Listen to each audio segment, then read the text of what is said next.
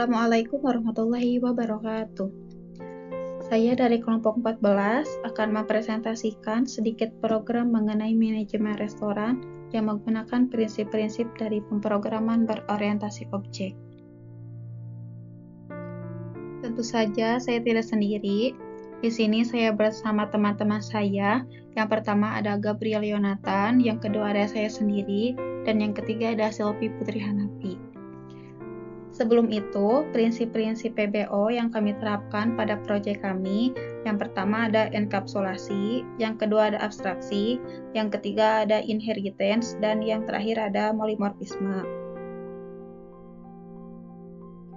Prinsip PBO yang pertama yaitu enkapsulasi. Enkapsulasi adalah prinsip membungkus data dan metode yang beroperasi pada data tersebut dalam satu unit atau dalam satu kelas, serta menjaga akses ke data tersebut melalui akses kontrol.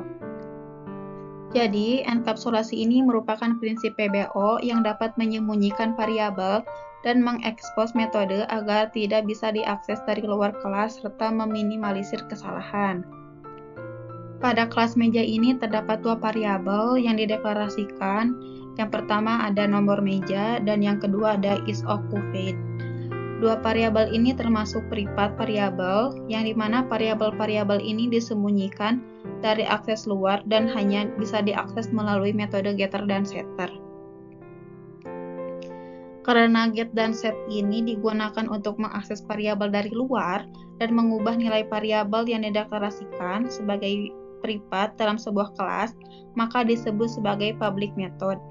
Nah, metode get dan set ini memungkinkan untuk penerapan prinsip enkapsulasi dalam PBO. Dan prinsip yang kedua yaitu abstraksi.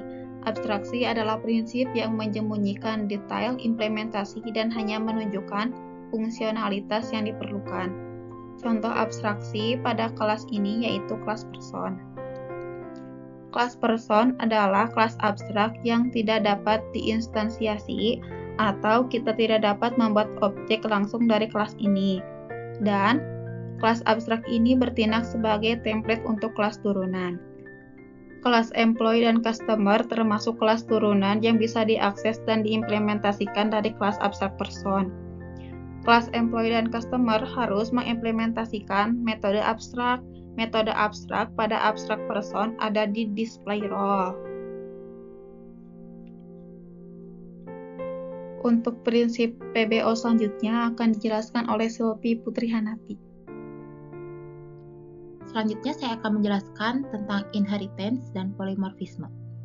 Inheritance adalah prinsip di mana sebuah kelas dapat mewarisi properti dan metode dari kelas lain. Employee dan customer mewarisi dari person. Di sini, kelas employee di inheritance atau mewarisi properti dan metode dari kelas person. Dan employee menambahkan properti dan diberi nama employee ID. Superclass constructor call adalah panggilan ke konstruktor dari kelas induk atau superclass dari suatu kelas turunan. Jadi, di sini kelas employee memanggil atau mengkonstruksi kelas person menggunakan super. Polimorfisme adalah kemampuan untuk menggunakan metode yang sama dengan cara yang berbeda. Metode display role di person, di override di employee, dan customer. Menggunakan metode overriding. Pada display role di customer, metode overriding digunakan untuk mengoverride metode abstrak di person. Polimorfisme digunakan saat metode display role dipanggil pada objek person. Implementasi spesifik dari employee atau customer yang akan dieksekusi. Untuk selanjutnya, kami akan mendemokan proyek yang telah dibuat. Demo aplikasi ini akan dijelaskan oleh Gabriel Yonatan. Di sini saya akan menjelaskan aplikasi yang telah kami buat. Aplikasi kami terdiri dari beberapa kelas. Ada kelas customer, employee, meja, menu, person, pesanan, dan kelas utama yang ada function mainnya.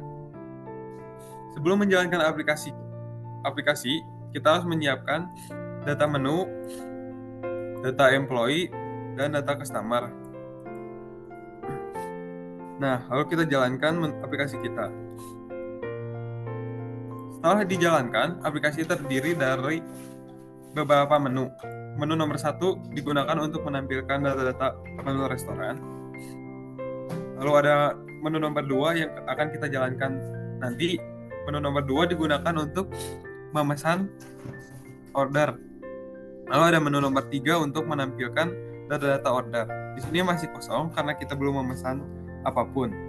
Lalu ada menu nomor 5 menu nomor 4 digunakan untuk menampilkan data-data tabel atau meja yang ada di restoran kita. Lalu ada nomor 5 untuk menampilkan data-data karyawan. Di sini ada satu sesuai yang tadi kita buat tadi. Lalu ada nomor 6 untuk menampilkan data-data customer. Nah, lalu kita coba pesan dengan menekan nomor 2. Di sini kita diminta untuk memasukkan nomor meja. Kita coba masukkan nomor meja nomor 9. Dan di sini nomor 9 masih false, masih kosong. Lalu kita diminta masukkan customer ID. Kita coba yang Siti Ayuni 101. Lalu kita diminta masukkan makanan